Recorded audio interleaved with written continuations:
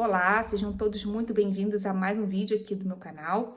E no dia de hoje a gente vai conversar um pouco sobre migração e nacionalidade. Será que esses temas se interligam? Será que tem uma coisa a ver com a outra? Bom, se você está curioso para saber, então fica aqui nesse vídeo até o final. Olá, então vamos começar aqui o nosso tema de hoje, migração e nacionalidade. Mas se você está chegando por aqui agora e ainda não me conhece, meu nome é Ana Beatriz, eu sou advogada no Brasil e em Portugal. E hoje a gente vai conversar um pouco sobre a questão, do planejamento migratório e o possível impacto que isso vai ter em algumas nacionalidades. Então, digamos que você pretende vir para Portugal, mas não se planejou ou não tem como obter, por exemplo, uma nacionalidade originária, ou seja, não tem um pai, uma mãe, um avô, uma avó português originário que possa te transmitir aí essa nacionalidade. Bem, até aí não tem nenhum problema, existem várias maneiras de vir para Portugal, inclusive de obter a nacionalidade portuguesa por outras vias, tá? Mas você não obteve um visto de residência, você não se planejou, decidiu vir para Portugal, na cara e na coragem como turista e ficar. Essa não é a situação recomendada, essa não é a situação ideal, mas a gente sabe que acontece. Digamos, então, vamos trazer aqui uma situação hipotética, de que você chegou a Portugal, você veio com, por exemplo, seu esposo ou sua esposa, entraram aqui como turista e permaneceram em Portugal. Não se atentaram, por exemplo, com documentação necessária para viver legalmente, ou pelo menos de uma forma mais regular em Portugal. Não obteve um emprego com um contrato de trabalho estável. Não tem um contrato de arrendamento, ou seja, um contrato de aluguel, por exemplo, de uma moradia, você resolveu alugar um quarto. Enfim, N questões que você que está vindo para Portugal morar, efetivamente precisa pensar com antecedência e se planejar. Lembrando que, se você não tem a nacionalidade portuguesa, não tem essa possibilidade, obtenha sempre um visto de residência para vir para Portugal. Essa sempre vai ser a recomendação.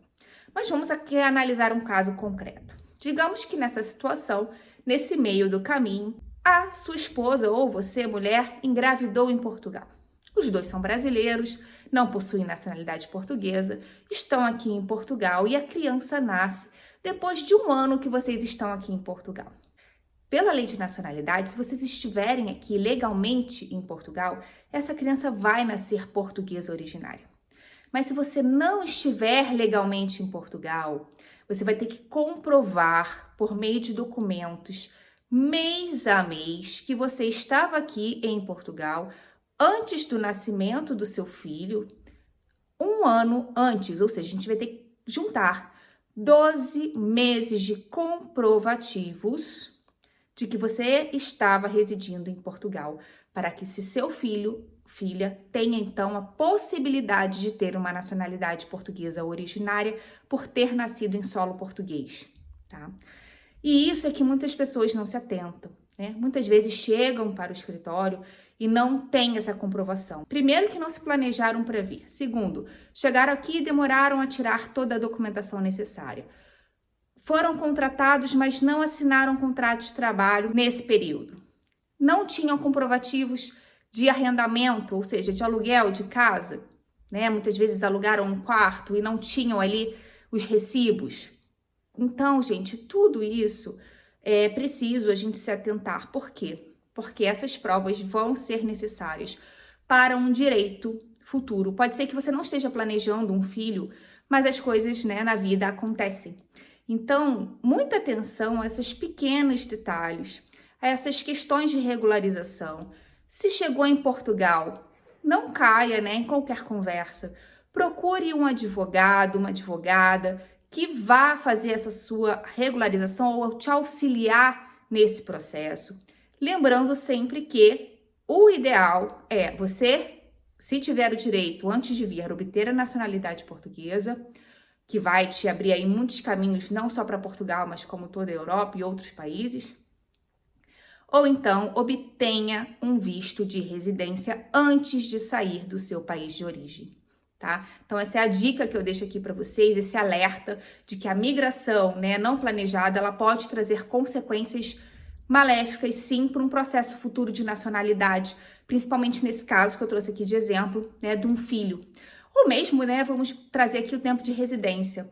Quanto maior o período que você demorar para se regularizar, mais tempo vai levar para você conseguir o seu direito de obter a sua nacionalidade portuguesa pelo tempo de residência legal, né? A gente tem uma previsão da alteração legislativa, mas ela ainda não aconteceu, então ainda está vigente que precisam ser 5 anos com título de residência.